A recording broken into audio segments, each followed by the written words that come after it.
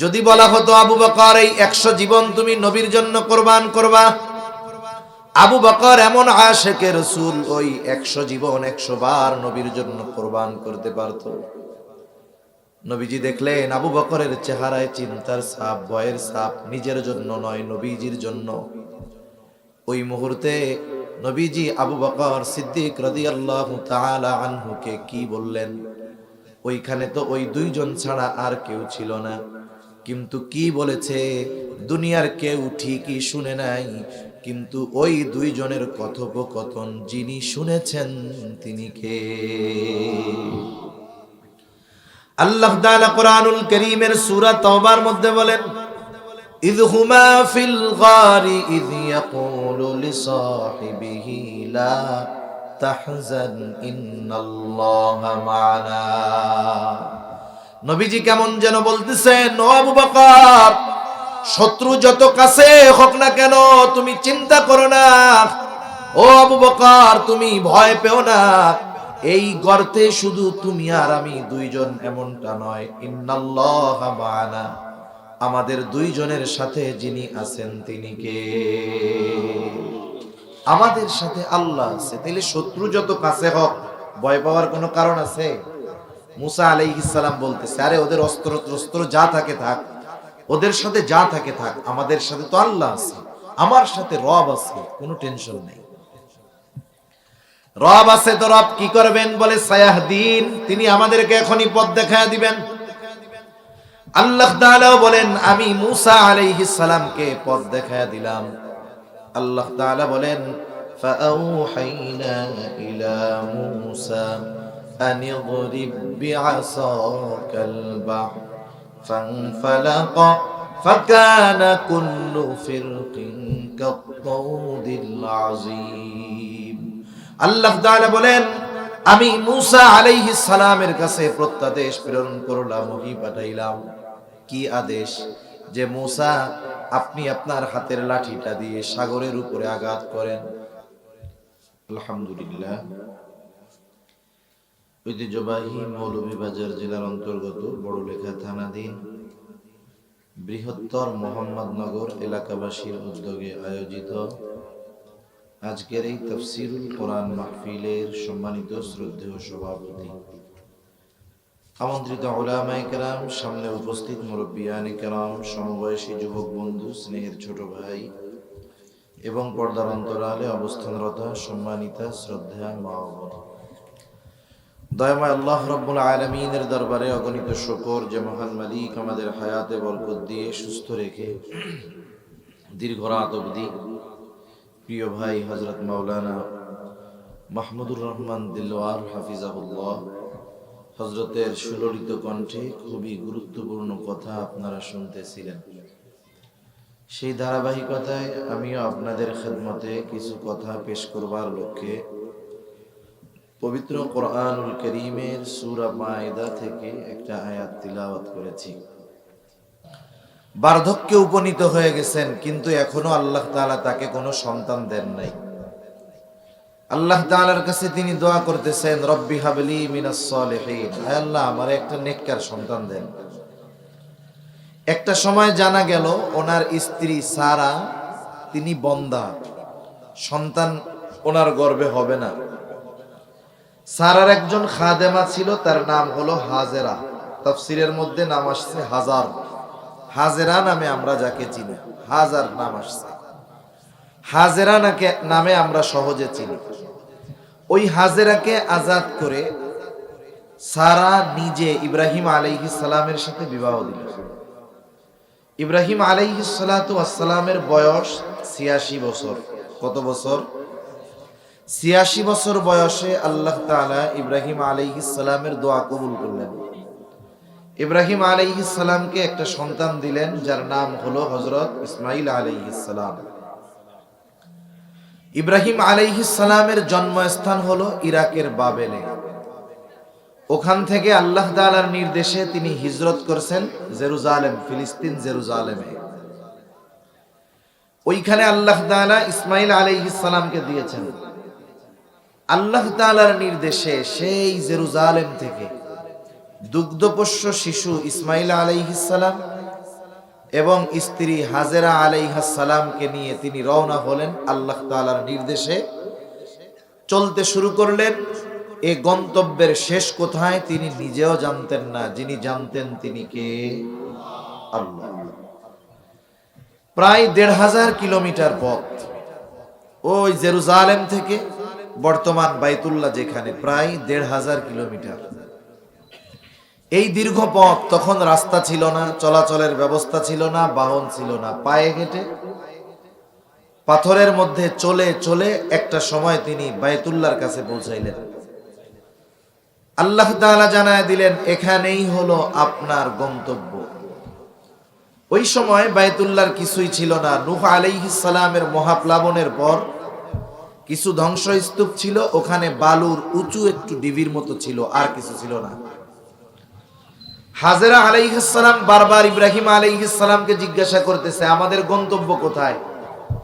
উনি কি জবাব দিবে নিজেই তো জানেন না যে কোথায় গিয়ে এই পথ চলা থামবে।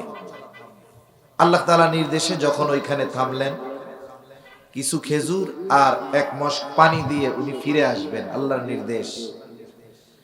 তখন হাজেরা আলাইহিস সালাম বলতেছে আপনি যে আমাদেরকে এই জনমানবহীন প্রান্তরে রেখে যাচ্ছেন, এটা কি আপনার সিদ্ধান্ত না আল্লাহ তাআলার সিদ্ধান্ত?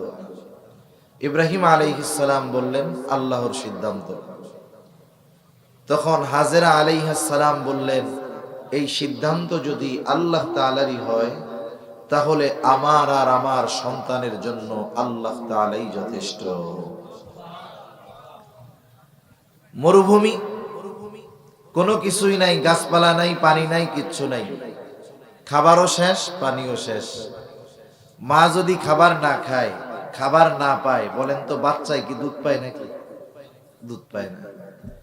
একে তো নিজের ক্ষুধার তীব্রতা, দ্বিতীয়ত বাচ্চার ক্ষুধার তীব্রতা, দুধ নাই। হাজেরা আলাইহিস সালাম পানির সন্ধানে দৌড়াদৌড়ি শুরু করলেন। একবার সাফা থেকে মারওয়া, আবার মারওয়া থেকে সাফা। ইতিমধ্যে ইসমাইল আলাইহিস সালামের পায়ের আঘাতে ওইখানে জমজম কূপ আল্লাহ তাআলা সৃষ্টি করলেন। উনি দৌড়ায় আয়েশা দেখেন পানি নিচুর থেকে উঠতেছে, উনি চারদিক ঘিরে দিলেন। নবীজি বলেন হাজেরা যদি বেষ্টনী দিয়ে এই পানিকে না থামিয়ে দিত তাহলে গোটা দুনিয়া আবারও প্লাবিত হয়ে যেত।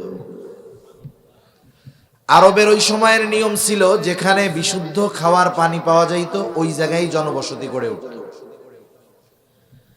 তা লম্বা ইতিহাস, ওখান দিয়ে একদল বণিক যাওয়া আসা করত, কখনো ওরা পানির অস্তিত্ব পায় নাই। কিন্তু ওই দিন খেয়াল করে ওই জায়গায় উপর দিয়ে পাখি চক্কর মারে কেন?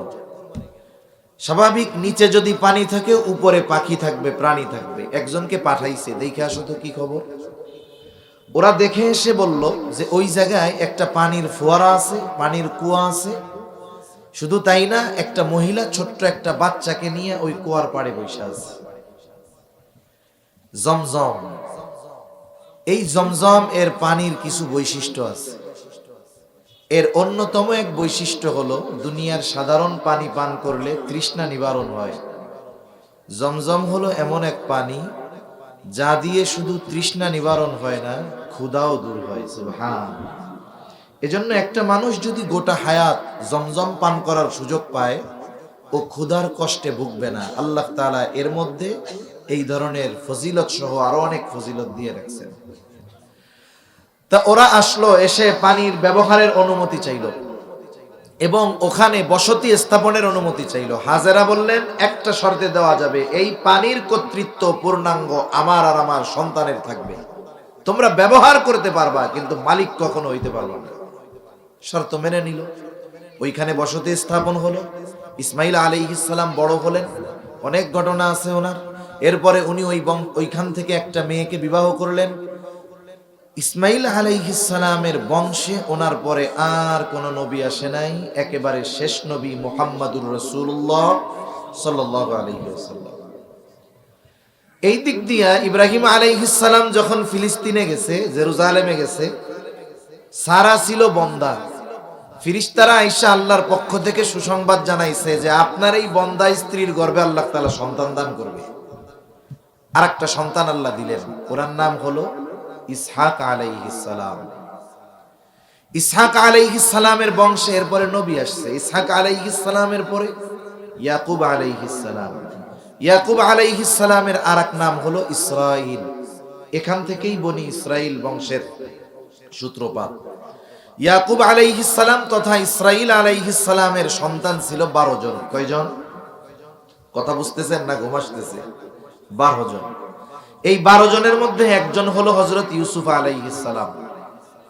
ইউসুফ আলাইহিস সালাম শিশুকালে স্বপ্নে দেখছে না, ইন্নী রাআইতু আহাদা আশারা কাওকাবান ওয়াশ-শামসা ওয়াল কামার রাআইতুহুম লি সাজিদিন। ইউসুফ আলাইহিস সালাম একজন, ওনার বাকি ভাই 11 জন। উনি স্বপ্নে দেখতেছে 11টা তারকা, চন্দ্র এবং সূর্য ওনাকে সেজদা করতেছে। তাই ইউসুফ আলাইহিস সালাম ছিলেন এই ভাইদের মধ্যে সবচাইতে ছোট। ইয়াকুব আলাইহিস সালামের চতুর্থ সন্তান অথবা বড় সন্তানের নাম ছিল ইয়াহুদা অথবা ইয়াহুজা। এখান থেকেই ইহুদি গোত্র। ইউসুফ আলাইহিস সালামের ইতিহাস আপনাদের জানা আছে। ইউসুফ আলাইহিস সালামকে কুয়ায় ফেলাই দিয়েছে, ওখান থেকে উঠাইছে, এরপরে মিশরের বাজারে বহুত দামে বিক্রয় করছে। মিশরের খাদ্যমন্ত্রী ওনাকে কিনে নিয়েছে। এক সময় ওই ঘরে বড় হয়েছে, এক সময় অপবাদ দিয়ে জেলখানার মধ্যে ঢুকায় দেওয়া হয়েছে। স্বপ্নের ব্যাখ্যা করে এক সময় আল্লাহ তাআলা তাকে মিশরের সর্বোচ্চ সুপ্রিম পাওয়ারের অধিকারী আল্লাহ বানায় দিয়েছে। সুবহানাল্লাহ।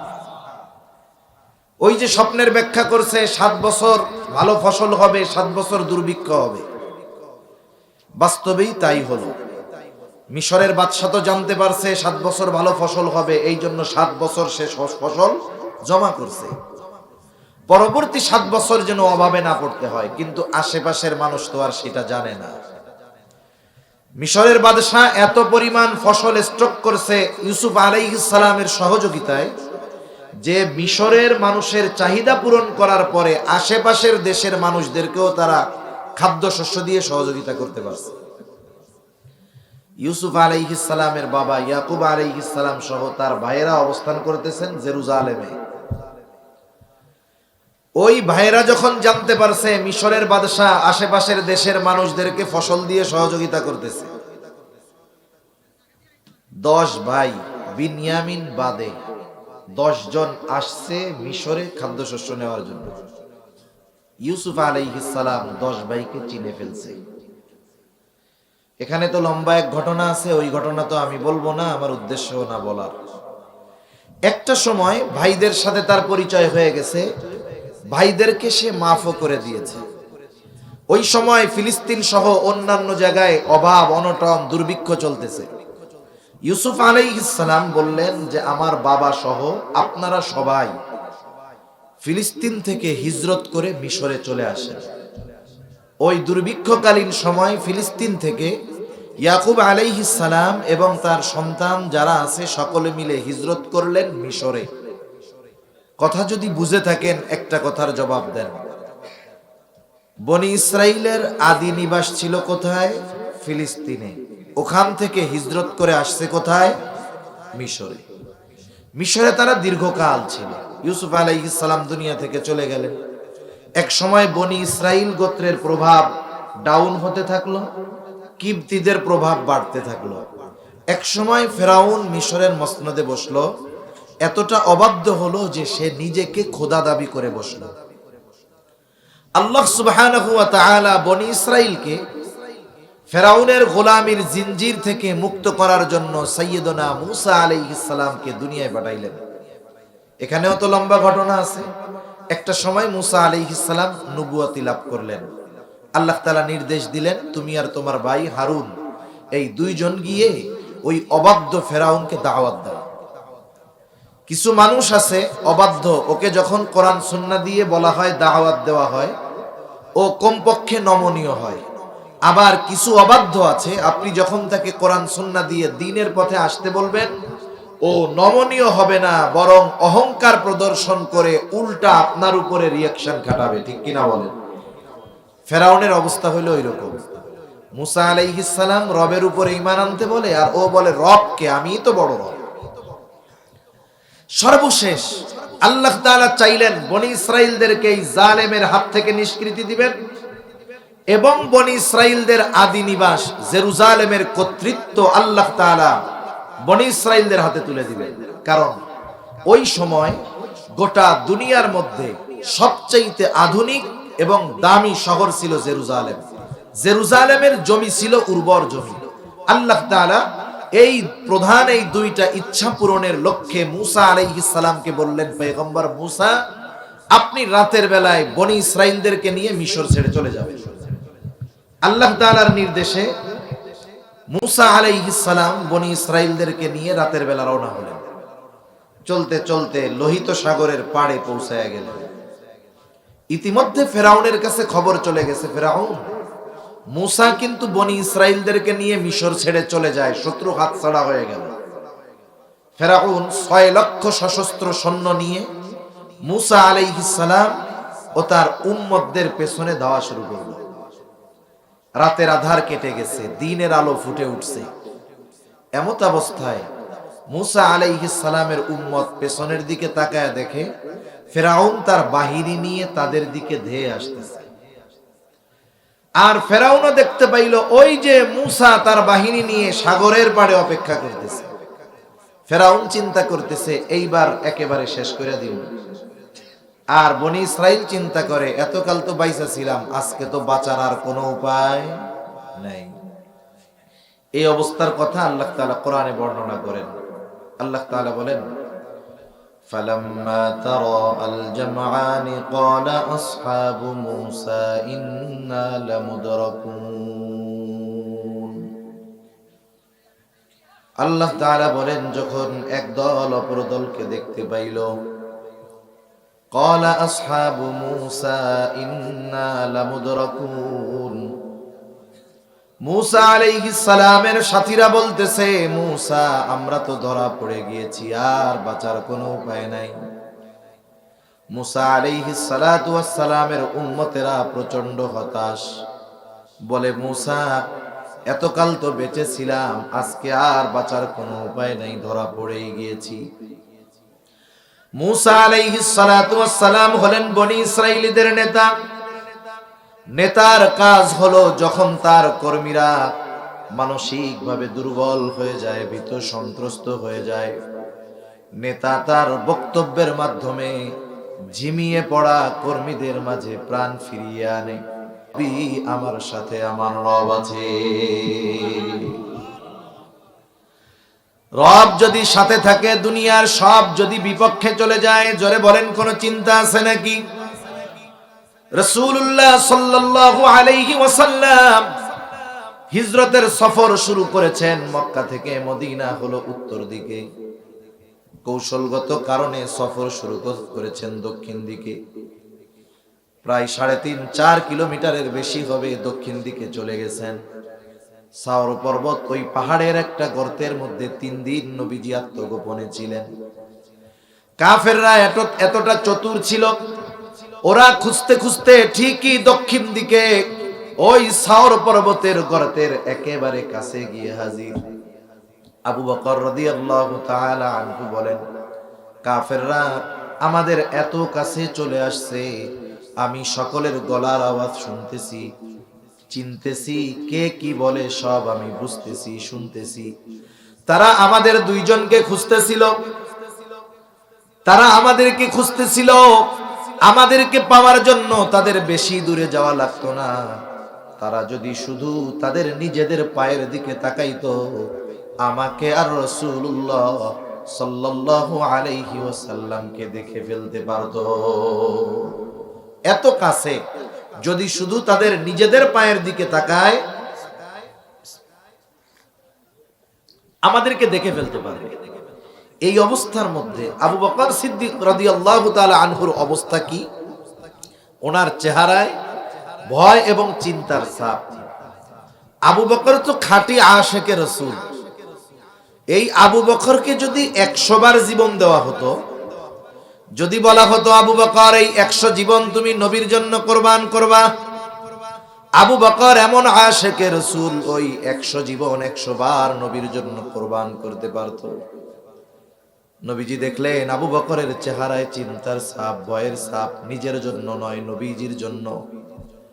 ওই মুহূর্তে নবীজি আবু বকর সিদ্দিক রাদিয়াল্লাহু তাআলা আনহুকে কি বললেন? ওইখানে তো ওই দুইজন ছাড়া আর কেউ ছিল না, কিন্তু কি বলেছে দুনিয়ার কেউ ঠিকই শুনে নাই, কিন্তু ওই দুইজনের কথোপকথন যিনি শুনেছেন তিনি কে? আল্লাহ তাআলা কোরআনুল কারীমের সূরা তাওবার মধ্যে বলেন, إذ هما في الغار إذ يقول لصاحبه لا تحزن إن الله معنا। নবীজি কেমন যেন বলতেছেন, ও আবু বকর, শত্রু যত কাছে হোক না কেন তুমি চিন্তা করো না। ও আবু বকর, তুমি ভয় পেও না।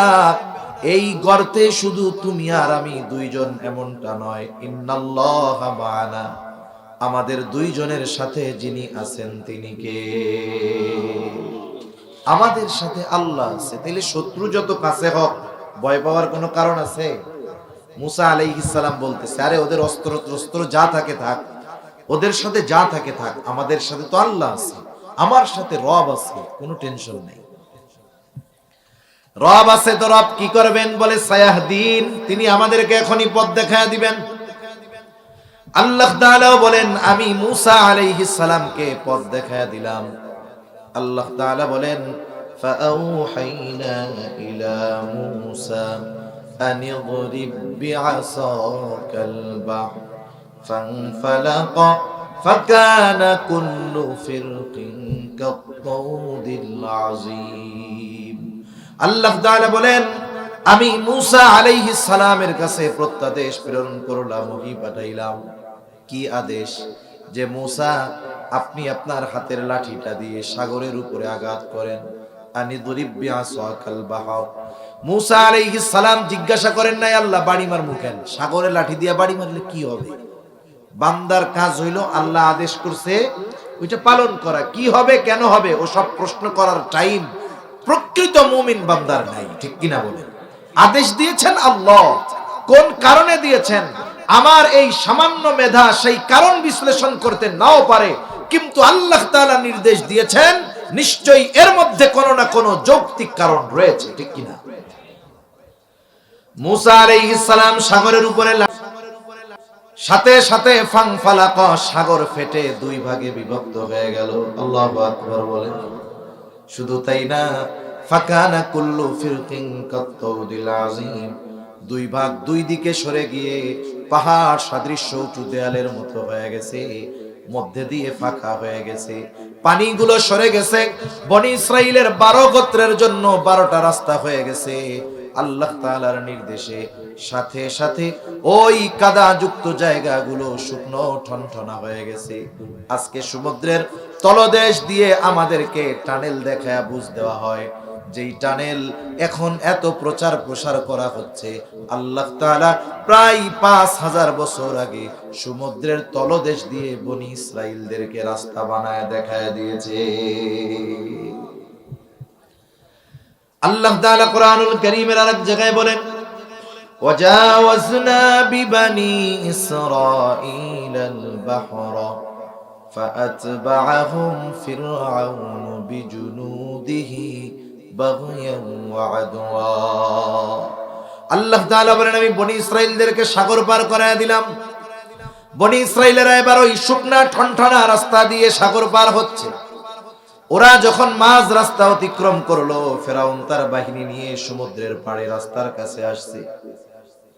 ফেরাউন খুব ভালো মতো জানে যেই রাস্তায় বনি ইসরাইল বিপদ থেকে বেঁচে নিরাপদের দিকে ছুটে যায়, এই রাস্তা আমার জন্য নিরাপদ না।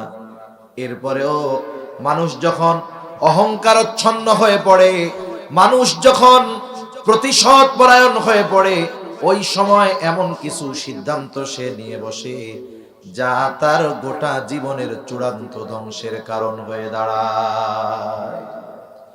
আল্লাহ তাআলা সেই কথাই বলেন, ফাআতবাআহুম ফিরআউনু বিজুনুদিহি বাগয়ান ওয়া আদওয়া। ফেরাউন তাদের উপরে শত্রুতা বশত অহংকার করে, সীমা লঙ্ঘন করে, ফেরাউন তার সৈন্য সামন্ত সহ মুসা আলাইহিস সালাম ও তার সাথীদের পেছনে অনুসরণ করা শুরু করলো। ফেরাউন তার বাহিনী নিয়ে পৌঁছিয়েছে মাঝ রাস্তায়, আর বনি ইসরাইল অপর প্রান্তে উঠে গেল।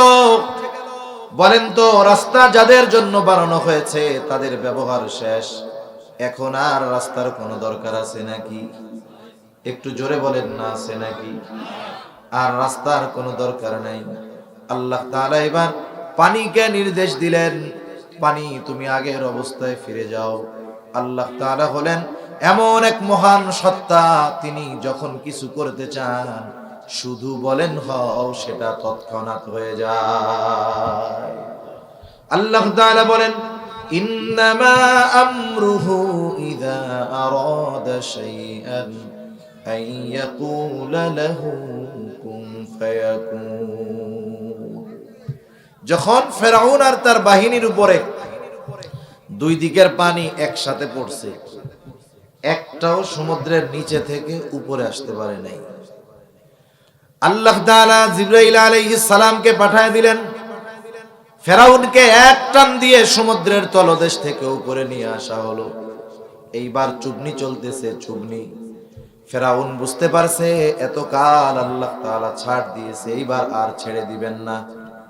কারণ আল্লাহ তাআলা জালেমদেরকে সহজে ধরেন না, যখন আল্লাহ ধরেন তখন কিন্তু আর ছাড়েন না। আমরা অনেক সময় জালেম যারা দেখবেন এদের হায়াত কিন্তু বেশি। যেগুলো জালেম ফেরাউনের মতো সহজে অসুস্থ হয় না, ঠিক না? এখন আমরা তো আফসোস করি, আল্লাহ এত জুলুম অত্যাচার করতেছে, এই জালেম মরবে কবে? এত জুলুমের সুযোগ আল্লাহ দেন কেন? আল্লাহ তাআলা জালেমদেরকে বেশি জুলুম করার সুযোগ দেন, কারণ হলো যত জুলুম করবে ওর শাস্তির মাত্রা তত বেশি হবে। বেশি শাস্তি দেওয়ার জন্য বেশি পাপ করার সুযোগ দেয়। এটা মনে করার সুযোগ নেই যে আল্লাহ ভালোবাসে এই জন্য অপরাধ করার পরেও আল্লাহ কিছু কয় না। বিষয়টা কিন্তু এমন না, বরং শাস্তি বেশি দেওয়ার জন্য অপরাধ বেশি করার সুযোগ আল্লাহ দিয়ে দেয়, যে ওর তো অবস্থা খারাপ হবেই, ওর শাস্তির মাত্রা বাড়ানোর জন্য আর একটু অপরাধ করুন। মনে করেন একজন যদি বিল্ডিং এর একতলা থেকে পড়ে, মোটামুটি ভালো শক্তপোক্ত হইলে ওর কিছুই হবে না, 2 তলা থেকে পড়লে একটু ব্যথা ট্যাথা পাইতে পারে। বলেন তো 20 তলা থেকে যদি পড়ে, আলু ভর্তা হয়ে যাবে না? যত উপর থেকে পড়বে তত ক্ষতি বেশি হবে। জালেম জুলুম যত বেশি করবে ওর শাস্তি তত কঠোর হবে। আল্লাহ তাআলা সহজে ধরেন না, ধরলে কিন্তু ছাড়েন না। আল্লাহ তাআলা বলেন, ইন্না বাতশা রাব্বিকা লাশাদীদ, আপনার রবের ধরা বড় শক্ত ধরা। ফেরাউন বুঝতে পারছে আজকে আমি সেই শক্ত ধরা পড়ে গেছি। এইবার সে নিজের জীবন বাঁচানোর জন্য ঈমান আনার ঘোষণা দিয়ে সে আল্লাহ তাআলাকে বলতেছে, যখন চুবনি চলতেছে, হাত্তা ইদা আদরাকাহুল গরক ক্বালা আমানতু আন্নাহু লা ইলাহা ইল্লাল্লাযী আমানাত বিহি বানু ইসরাঈল ওয়া আনা মিনাল মুসলিমিন। সে বলতেছে আমি ঈমান আনলাম, আল্লাহ ছাড়া কোনো ইলাহ নাই। বনি ইসরাইল যার উপরে ঈমান এনেছে আমি তার উপরে ঈমান আনলাম। ফেরাউন ঈমান আনার ঘোষণা দিয়েছে, কিন্তু এরপরেও তার ঈমান গ্রহণ করা হয় নাই। কারণ কি? কারণ হলো যখন কোনো ব্যক্তি অথবা কোনো জাতির উপরে যখন গজব চলে আসে, গজব আসার পরে যদি ঈমান আনার ঘোষণা দেয়, তাহলে ওই জাতি ওই ব্যক্তির ঈমান আল্লাহ কবুল করেন না। যেমন হযরত ইউনূস আলাইহিস সালাতু ওয়াস সালাম, ওনার বংশের লোকদেরকে উনি দীর্ঘদিন দাওয়াত দিয়েছে, কোনো পরিবর্তন নাই। আল্লাহ তাআলা বললেন যে ইউনূস, আপনি আপনার এই সম্প্রদায়কে জানায় দেন 3 দিন পরে এদের উপরে গজব আসবে। এইগুলা তো এমনিই অবাধ্য, যেই গজবের কথা বলছে এদের অবাধ্যতা আরো বাড়ছে। বলে গজব কবে আসবে, কখন আসবে, আরো মজা করা, ঠাট্টা করা শুরু করে দিচ্ছে। গজবের খবর দেওয়ার পরে ভয় পাওয়ার কথা, ভয় না পাইয়া উল্টা আরো ঠাট্টা মস্করা বেশি করতেছে। এই অবস্থায় 2 দিন পার হয়ে গেছে। তা ইউনূস আলাইহিস সালাম চিন্তা করতেছেন এদের যে অবস্থা, পরিবর্তনের কোনো লক্ষণ সম্ভাবনা নাই। আল্লাহ তাআলা যখন কোথাও গজব দেন, ওই এলাকায় কোনো মুমিন নবী থাকলে আগে তাদেরকে নিরাপদ জায়গায় সরান, এরপরে গজব দেন। অতীতের এই বিষয়গুলোকে সামনে রেখে হযরত ইউনূস আলাইহিস সালাম আল্লাহ তাআলার পক্ষ থেকে নির্দেশ আসার আগে অতীতের বিষয়গুলোর আলোকে কিয়াস করে নিজেই এলাকা ছেড়ে চলে গেলেন। গজব যেই দিন আসবে ওই দিন সকালবেলা ইউনূস আলাইহিস সালামের সম্প্রদায়ের একটা অভ্যাস ছিল, ওরা প্রতিদিন গোসল টোসল করে ঘুম থেকে উঠে রেডি টেডি হইয়া আগে ইউনূস আলাইহিস সালামের বাড়ি আসতো। আয়েশা ওনার সাথে মজা করত, ঠাট্টা মশকরা করত, এরপরে দিনের কাজ শুরু করত। এটা ছিল তাদের কন্টিনিউয়াস প্রসেস, প্রত্যেক দিনের সকালবেলার প্রথম কাজ। প্রতিদিনকার ন্যায় আসছে, আজকে আরো দলবদ্ধভাবে আসছে, কারণ আজকে তো গজব আসার দিন। এখন এসে দেখে ইউনূস আলাইহিস সালাম বাড়িতে নাই। ওরা চিন্তা করতেছে কি ব্যাপার, এতকাল যাবত ইউনূসের সাথে আমরা এমন আচরণ করেছি, ইউনূস কখনো আমাদেরকে ছেড়ে যায় নাই, তাহলে কোথায় গেল? কয়েকজনকে পাঠাইছে, যাও আশেপাশে খোঁজ খবর নিয়ে আসো কোথাও গেছে কিনা। ওই কয়েকজন দীর্ঘ সময় খোঁজ খবর নিয়ে এসে জানালো না, আশেপাশের কোথাও ইউনূসকে খুঁজে পাওয়া যায় নাই। এইবার তাদের অন্তরের মধ্যে ভীতি সঞ্চার হলো, হয়তো গজব সত্যই আসবে। আমরা যেহেতু ইউনূসের কথা আমাদের কর্ণকুহর দিয়ে প্রবেশ করাই নাই, হয়তো এই জন্য সে চলে গেছে। এইবার তারা চিন্তা করলো এই গজব থেকে আমাদের বাঁচতে হবে। সকলে সম্মিলিতভাবে আল্লাহ তাআলার কাছে ক্ষমা চাইলো, তওবা করলো, ঈমান আনলো। গজব আসার আগে ঈমান আনার ঘোষণা দেওয়ার কারণে আল্লাহ তাআলা ইউনূস আলাইহিস সালামের সম্প্রদায়ের উপর থেকে গজব উঠায়া নিয়ে গেল। তাহলে ইউনূস আলাইহিস সালামের সম্প্রদায়ের ঈমান কবুল হয়েছে কেন? গজব আসার আগে ঈমান আনছে। ফেরাউনের ঈমান কবুল হয় নাই কেন? কারণ গজবে পড়ার পরে সে ঈমান এনেছে। আল্লাহ তাআলা জানায় দিলেন, এখন তোমার ঈমান কবুল হবে না। আল আনা ওয়াকাদ আসাইতা মিন ক্বাবলু ওয়া কুনতা মিনাল মুফসিদিন। আল্লাহ তাআলা বলেন, এখন ঈমান আনতেছো, এখন ইতিপূর্বে তুমি জমিনের মধ্যে বিশৃঙ্খলা সৃষ্টি করেছো, তোমাকে তো মরতেই হবে। তবে তুমি শুনে নাও, ফালইয়াউমা নুনাজ্জিকা বিবাদানিকা লিতাকুনা লিমান খালফাকা আয়া ওয়া ইন্না কাসীরাম মিনান নাসি আন আয়াতিনা লাগাফিলুন। আল্লাহ তাআলা বলেন, ফালইয়াউমা নুনাজ্জিকা বিবাদানিক, আজ আমি তোমার দেহকে সংরক্ষণ করব। কেন তোমার দেহকে সংরক্ষণ করব? লিতাকুনা লিমান খালফাকা আয়া, যাতে করে তোমার পরে তোমার মতো যারা আসে তুমি তাদের জন্য নিদর্শন হও। তোমাকে দেখে যেন ওই জালেমগুলো শিক্ষা গ্রহণ করে যে ফেরাউন কত ক্ষমতার অধিকারী ছিল, আল্লাহ তাআলা তাকে ছেড়ে দেয় নাই। ওই ফেরাউনের লাশটা মিশরের জাতীয় জাদুঘরে আছে না নাই?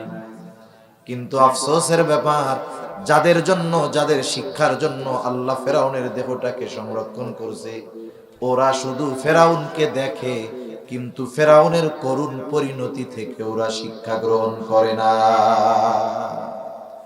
যদি দুনিয়ার শাসকরা ফেরাউনের এই করুণ পরিণতি থেকে শিক্ষা গ্রহণ করত, তাইলে আমরা বাংলাদেশিরাও বাঁচতাম। ঠিক কিনা বলেন? ফেরাউনের সলিল সমাধি ঘটলো লোহিত সাগরের মধ্যে। মুসা আলাইহিস সালাম আর তার উম্মতেরা সাগরের পাড়ে দাঁড়িয়ে ফেরাউনের এই পরিণতি দেখছে। আপনারা কি বলেন? এই দৃশ্য দেখবার পর বনি ইসরাইলদের আল্লাহর উপরে এবং তার নবীর উপরে সর্বোচ্চ আস্থা এবং বিশ্বাস রাখার দরকার ছিল কি ছিল না? কিন্তু বিপরীত। একটু পরেই মুসা আলাইহিস সালামের উম্মতেরা বলে, মুসা আমরা মিশরেই ভালো ছিলাম। কেন? বলে এই জায়গায় থাকবো কোথায়? খোলা আকাশের নিচে থাকবো, রোদে কষ্ট, বৃষ্টিতে কষ্ট। আল্লাহ তাআলা তাদের মাথার উপরে ছাদ হিসাবে মেঘমালাকে আল্লাহ ছাদ হিসাবে তাদের জন্য বানায়া দিলেন। সুবহানাল্লাহ। এখন কয় মুসা এত মানুষ একসাথে খামুদামু করতে গিয়ে না খাইয়াই মরতে হবে। কত বড় গর্ধব এইগুলা! আল্লাহ যদি তোকে মারতেই চাইতো, মারার ইচ্ছাই যদি থাকতো, ফেরাউনের হাতে মরতি, শাহাদাতের দরজা লাভ করতি। যেই আল্লাহ ফেরাউনের হাত থেকে সমুদ্রের তলদেশ দিয়ে রাস্তা বানায়া বাঁচাইতে পারে, ওই আল্লাহ না খাওয়াইয়া মারবে, এটা শয়তানেও বিশ্বাস করে না। এখন বলে আমরা খামু কি, না খাইয়াই তো মরবো। আল্লাহ তাআলা আসমানি খাবারের ব্যবস্থা করে দিছে। এখন মুসা আলাইহিস সালামকে আল্লাহ তাআলা জানাইলেন, পয়গম্বর মুসা, উদ্দেশ্য একটা তো হইল ফেরাউনের কবল থেকে বাঁচলেন, জেরুজালেমের কর্তৃত্ব আপনাদের হাতে তুলে দেওয়া হবে, এখন ওদেরকে জিহাদের নির্দেশ দেন। ওই বনি ইসরাইলের হাতে ওই জমিন তুলে দেওয়ার আগে ওই জমিনে জেরুজালেমে বসত করত আমালিকা গোত্র, তারা খুব শক্তিশালী গোত্র ছিল। মুসা আলাইহিস সালাতু ওয়াস সালাম 12 গোত্র থেকে 12 জনকে পাঠাইছে, যাও একটু খোঁজ খবর নিয়ে আসো, অবস্থাটা দেখে আসো। ওই 12 জন জেরুজালেম গেছে দেখার জন্য। 12 গোত্র থেকে 12 জন প্রতিনিধি শহরের মধ্যে ঢুকছে। মনে করেন আমাদের এলাকায় যদি, আপনাদের এলাকায় যদি আফ্রিকান কোনো লোক আসে, আপনারা তো ওনারা চিনবেন যে এটা আমাদের এলাকার লোক না, চিনবেন না? ওদের এলাকায় যখন ওই 12 জন ঢুকছে, একজন ওনাদেরকে দেখে ফেলছে আমালিকা গোত্রের, যে কিরে এই 12 জন তো আমাদের এলাকার লোক না, আসলো কোথার থেকে, কোনো গুপ্তচর গোয়েন্দা টোয়েন্দা নাকি? এইবার ওই একজন এত শক্তিশালী, একা 12 জনকে বেঁধে বাদশার সামনে নিয়ে গেছে। একজন 12 জনকে বাইন্দা নিয়ে গেছে। এখন ওদের ব্যাপারে কি করা যাইতে পারে?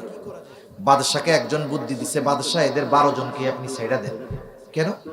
বলে ছেড়ে দেওয়ার পরে ফজিলতটা হলো এই যে এরা যদি আমাদের দেশে আক্রমণ করার কোনো চিন্তা ভাবনা করে থাকে, এরা 12 জন গিয়ে ওদের কওমের কাছে বলবে যে ওরা এত শক্তিশালী, একজনই 12 জনকে প্যাকেট করে দিছে। ওরা যদি জানতে পারে তাইলে স্বপ্নেও আমাদের জেরুজালেম আক্রমণ করার চিন্তা করবে না। বাদশা বলে হ্যাঁ, কথা তো ঠিক। ছেড়ে দিছে 12 জনকে। এইবার 12 জন গিয়ে মুসা আলাইহিস সালামের কাছে রিপোর্ট পেশ করছে, বলছে দেশ তো সুন্দর, শহর তো সুন্দর, সব ভালো, কিন্তু ওই জায়গার মানুষগুলো তো এত শক্তিশালী, একজন আমাদের 12 জনকেই বেঁধে ফেলছে। মুসা আলাইহিস সালাম বললেন, শোনো, তোমরা 12 জন তোমাদের গোত্রের কাছে গিয়ে ওই দেশের যত ফজিলত আছে সব বর্ণনা করবা, কিন্তু ওরা যে এত শক্তিশালী এ কথাটা বলবা না। 12 জনের মধ্য থেকে 2 জন ছাড়া বাকি 10 জন তাদের কওমের কাছে গিয়ে বলে, আইরে মুসা আমাদের কোন দেশে গিয়া যুদ্ধ করতে কই জানোস? ওই দেশের মানুষ এত শক্তিশালী, একজনই 12 জনকে প্যাকেট করে দেয়।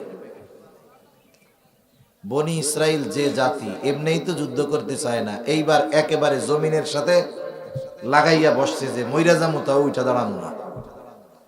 মুসা আলাইহিস সালাম চিন্তিত হয়ে গেছেন, কি করবেন? এইবার উনি সবাইরে ওয়াজ করতেছে। মুসা আলাইহিস সালাম কি করতেছে? ওয়াজ করতেছে। আমি দীর্ঘ সময় আর কষ্ট দিব না, ঠান্ডা আসতেছে, বোঝা যাইতেছে।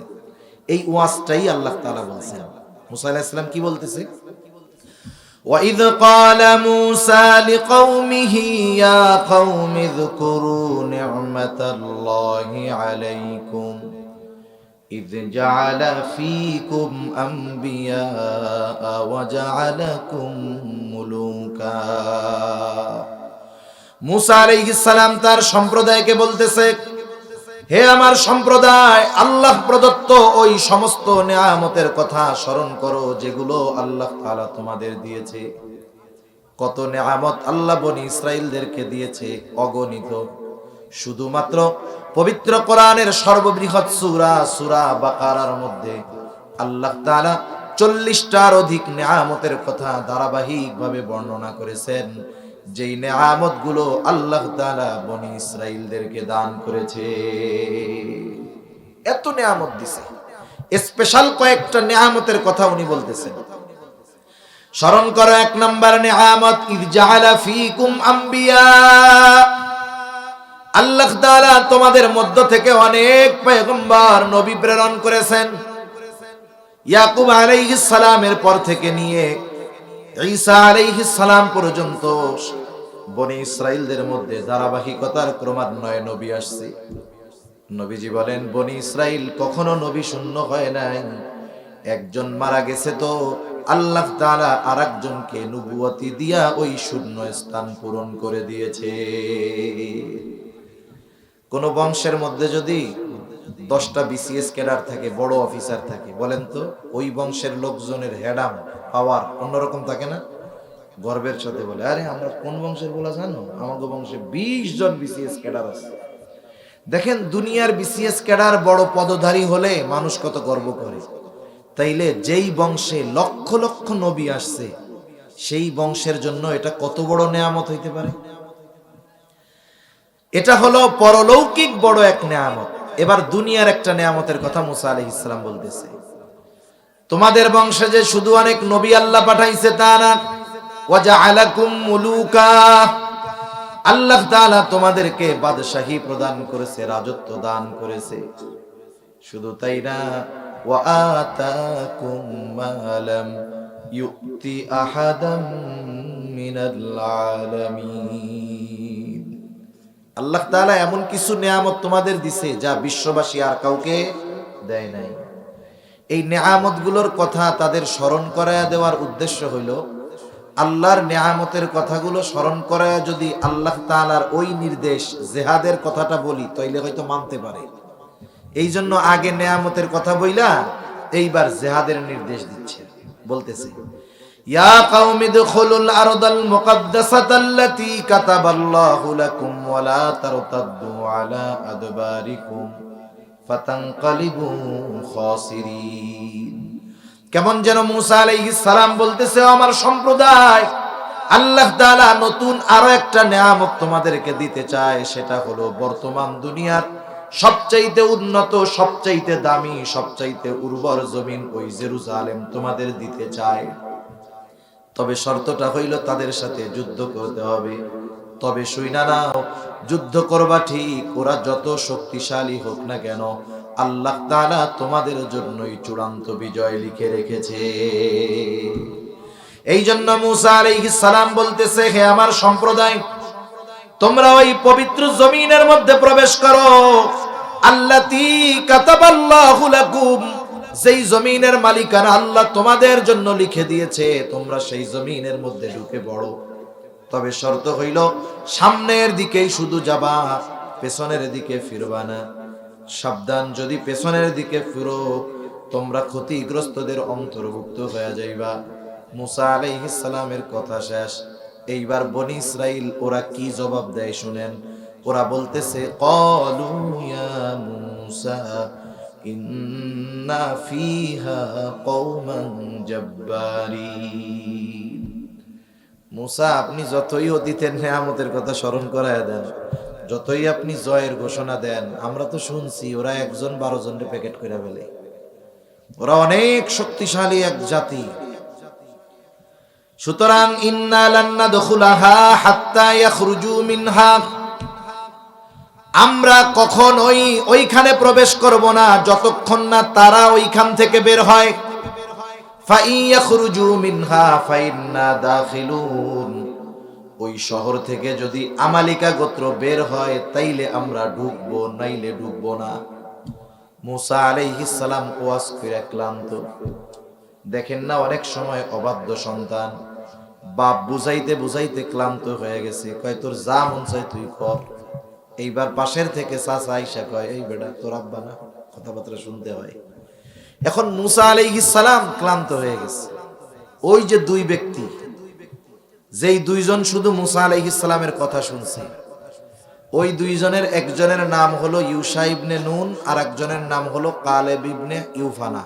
এই দুই আল্লাহর বান্দা, ওই দুইজন এইবার ওদেরকে বুঝাইতেছে সবাইরে আবার, কারণ ওরা তো প্রত্যক্ষদর্শী, দেখে আসছে, বুঝাইতেছে।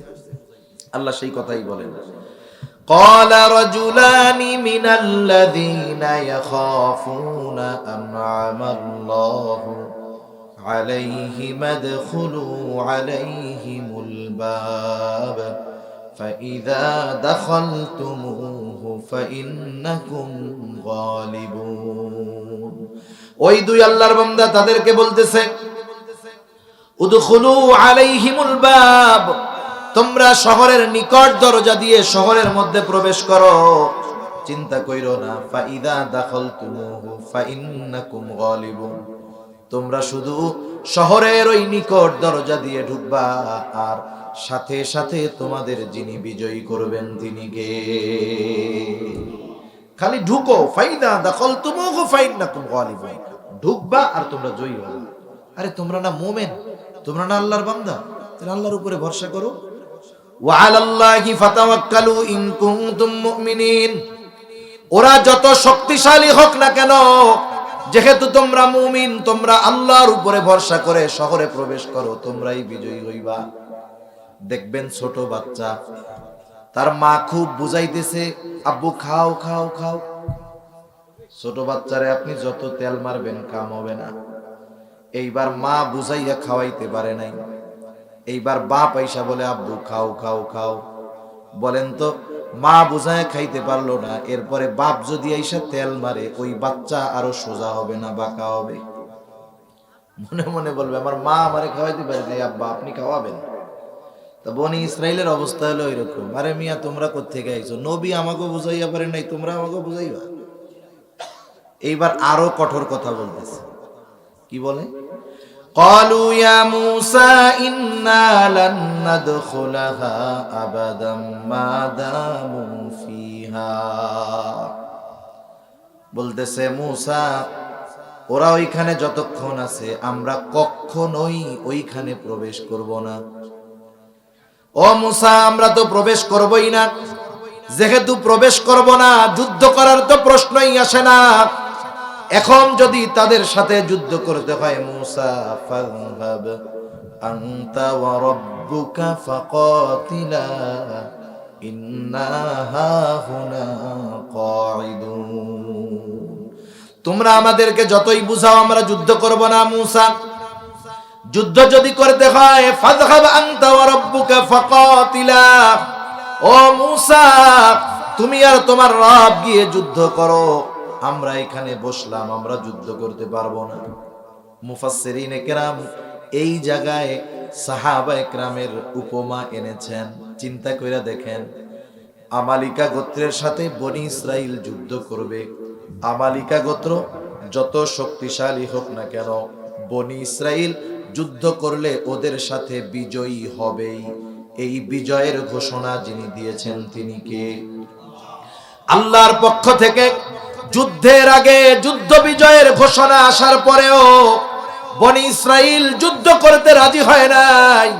কিন্তু রাসূলুল্লাহ সাল্লাল্লাহু আলাইহি ওয়াসাল্লামের সাহাবীরা যখন বদরের যুদ্ধ করবে, ইতিহাস বলতে গেলে অনেক লম্বা হয়ে যাবে। সর্বোপরি শেষ কথা হলো, বদরের যুদ্ধটা ছিল মুসলমানদের পায়ে পাড়া দিয়ে যুদ্ধ করার মতো। মানে পরিস্থিতি এমন হয়েছে, সৈন্য সামন্ত ছিল আবু জেহেলের সাথে বেশি। সেও চিন্তা করলো, যেহেতু এমন প্রস্তুতি নিয়ে আসছি, মুসলমানদের তেমন প্রস্তুতি নেই, এই চান্সে যদি তাদের সাথে যুদ্ধ করা যায়, ইসলামকে চিরতরে নির্মূল করে দেওয়া যাবে। আর পরিস্থিতি এমন, নবীজিরও তাদের সাথে যুদ্ধ না করে কোনো উপায় নাই, সাথে অনেক অস্ত্র নাই, লোকবলও সাথে নাই। বদর থেকে প্রায় 70 মাইল দূর। নবীজি সাহাবায়ে কেরামকে নিয়ে পরামর্শে বসলেন, কি করা যায়। প্রথম মুহাজিরদের পরামর্শ চাইলেন যে তোমরা কি বলো, কারণ যুদ্ধ তো তোমরা করবা তোমাদের ভাইয়ের বিরুদ্ধে, বাবার বিরুদ্ধে, বন্ধুর বিরুদ্ধে, অস্ত্র তো নাই, কি বলো তোমরা। মুহাজিরদের জবাব হলো, ইয়া রাসূলুল্লাহ, আপনার জন্য যদি যুদ্ধ করতে হয়, দ্বীনের জন্য সব ত্যাগ করেছি আমরা, এখন যদি আমাদের জীবন দিতে হয়, আমরা জীবন দিতেও প্রস্তুত। মুহাজিরদের সমর্থন পাওয়া গেল, কিন্তু সংখ্যায় আনসাররা বেশি ছিল। নবীজি চিন্তা করতেছেন, এখন যদি আনসারদের যুদ্ধের কথা বলি, 2 বছর হইছে মাত্র আসছি আমরা, বলবে যে দেখছো কত সাহায্য করলাম, জায়গা জমি দিলাম, থাকার জায়গা দিলাম, এখন দেখি যুদ্ধ করতে কয়। নবীজি চিন্তায় আছেন।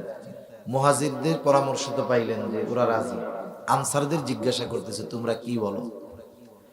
সাদ ইবনে মুআজ রাদিয়াল্লাহু তাআলা আনহু আনসারদের মধ্য থেকে দাঁড়ায় গেলেন, বলে ইয়া রাসূলুল্লাহ, আপনি আমাদের পরামর্শ চান যে আমরা যুদ্ধ করতে রাজি কিনা, আপনি আমাদের কথা শুনে নেন।